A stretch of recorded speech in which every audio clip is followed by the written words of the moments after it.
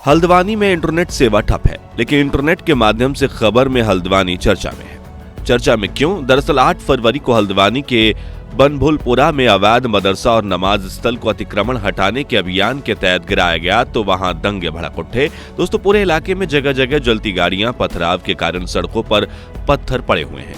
हल्द्वानी में हुए दंगे की फिलहाल ताजा खबर क्या है, चलिए इस वीडियो के माध्यम से जानते हैं। नमस्कार दोस्तों, स्वागत है आपका हमारी आज के इस वीडियो में। आपको बता दें कि बीते गुरुवार यानी कि 8 फरवरी को नगर निगम ने हल्द्वानी के बनभूलपुरा में पुलिस की एक टीम के साथ जेसीबी लगाकर अवैध मदरसा और नमाज स्थल को ध्वस्त कर दिया, जिसके बाद अचानक से पूरे क्षेत्र में हिंसा दौड़ गई। चारों तरफ से पुलिस प्रशासन की टीम पर पथराव होने लगा। शुरू में हिंसा को लाठीचार्ज करके शांत करने की कोशिश की गई, लेकिन उपद्रवियों द्वारा पथराव और तेज कर दिया गया। इस दौरान नगर निगम की टीम के कई सदस्य और कई पुलिसकर्मी बुरी तरह से घायल हो गए। एक महिला पुलिसकर्मी ने तो अपने बयान में यहां तक कहा कि बड़ी मुश्किल से हम अपनी जान बचाकर वहां से जिंदा वापस आए हैं।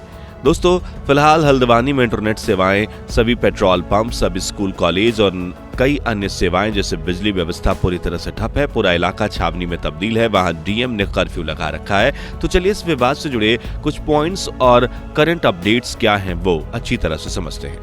दहशतगर्दों की पहचान की जा रही है। दोस्तों, 8 फरवरी को भड़के दंगे के बाद सुरक्षा के लिहाज से शहर में संवेदनशील इलाकों में पूरी तरह से पुलिस बल को तैनात किया गया है। नैनीताल जिला की मजिस्ट्रेट वंदना सिंह ने यहां तक कहा है कि हल्द्वानी की यह हिंसा, जिसमें अब तक कई लोगों की जान चली गई है, वो कोई सांप्रदायिक हिंसा का मामला नहीं है। उन्होंने बड़े ही कड़े शब्दों में इस हिंसा का निंदा करते हुए ये आदेश दिया है कि उपद्रवियों से सख्ती से पेश आएं, हिंसा में शामिल अपराधियों की पहचान की जाए ताकि उन्हें कठोर से कठोर सजा दी जाए। आपको बता दें कि उत्तराखंड के मुख्यमंत्री पुष्कर सिंह धामी ने भी वहां के नागरिकों से शांति की अपील करते हुए पुलिस प्रशासन की टीम को यह आदेश दिया है कि वो इस मामले को गंभीरता से लें और दंगाइयों के प्रति नरम रवैया न अपनाएं। दोस्तों, उपद्रवियों के द्वारा बड़ी ही बर्बरता से नगर निगम और पुलिस की टीम पर पथराव किया गया था, जिसपे कई कर्मचारी बुरी तरह से घायल हो गए थे। एक घायल कर्मचारी के अनुसार उपद्रवियों ने उनकी गाड़ी जला दी और उन पर चौतरफा हमला किया, जिससे कि उनकी जान खतरे में पड़ गई। आपको बता दें कि हिंसा में घायल हुए कई कर्मचारी अलग अलग अस्पतालों में भर्ती हैं। किसी के हाथ तो किसी के नाक तो किसी का सर बुरी तरह से जख्मी है।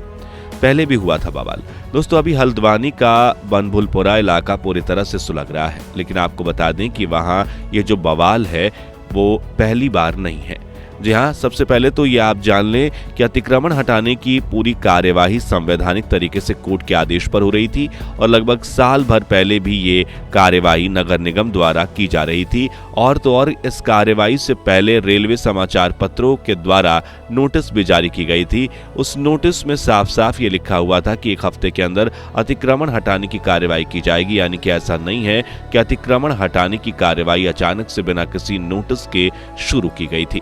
रेलवे और जिला प्रशासन ने पहले ही अवैध तरीके से बने मकान और कई स्ट्रक्चर्स को तोड़ने की चेतावनी दी थी, लेकिन उस वक्त भी अतिक्रमण जमाए लोगों ने इसका जमकर विरोध किया था। हालांकि उस समय मचे बवाल के कारण कोर्ट ने प्रशासन के फैसले पर अस्थायी रोक लगा दी थी, लेकिन फिर जब ये कार्रवाई की गई तो आज पूरा बनभूलपुरा इलाका दंगे के वजह से छावनी में तब्दील हो गया।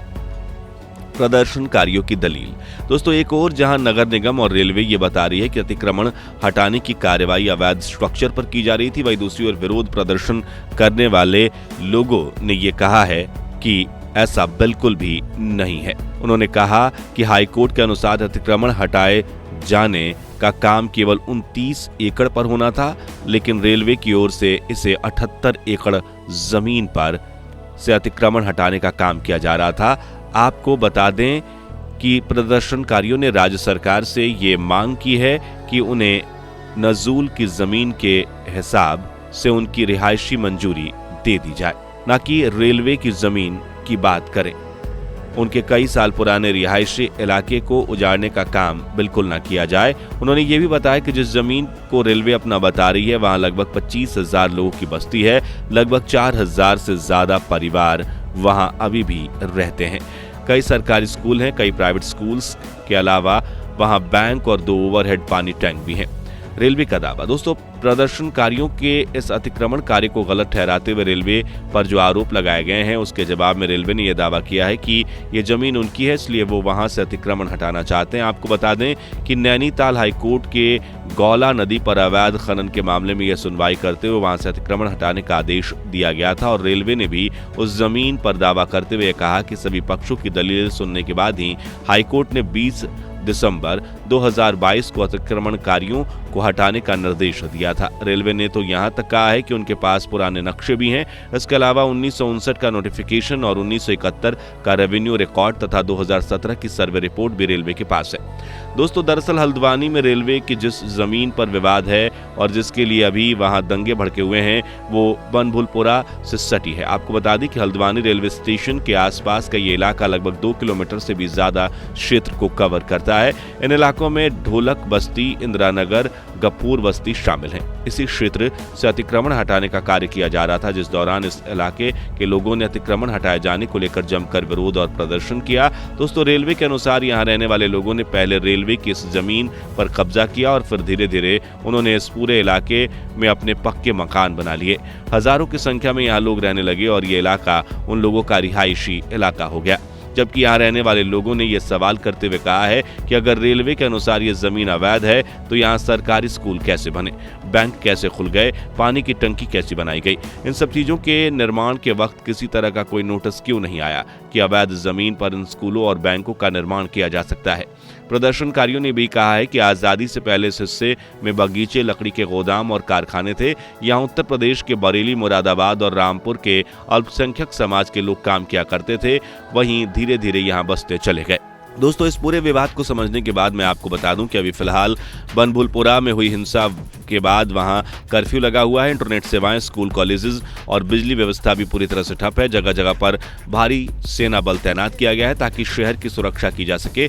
आपको बता दें कि हिंसा के दौरान वहां थाने को घेरकर प्रदर्शनकारियों द्वारा जमकर पथराव किया गया था। पेट्रोल बम से भी उन पर भारी हमला किया गया था। इसके साथ साथ जिसमें घायल कई लोग अभी शहर के अलग अलग अस्पतालों में इलाजरत हैं। इस विवाद पर आपकी राय क्या है? क्या सरकार द्वारा अतिक्रमणकारियों को किसी दूसरे तरीके से समझाना चाहिए या फिर प्रदर्शनकारियों ने प्रदर्शन करने का गलत तरीका चुना? क्योंकि एक बात तो साफ है कि विरोध प्रदर्शन का ये मतलब कतई नहीं हो सकता कि प्रदर्शनकारी पुलिस प्रशासन पर पथराव करें, पेट्रोल बम से हमला करें और उन्हें जान से मारने की कोशिश करें। अपनी राय या अपने जवाब हमें कमेंट में अवश्य दें। वीडियो को एक लाइक तथा ज्यादा से ज्यादा शेयर भी अवश्य करें। फिलहाल आज की वीडियो में इतना ही। मिलते हैं अगली वीडियो में, तब तक के लिए धन्यवाद। जय हिंद, जय भारत।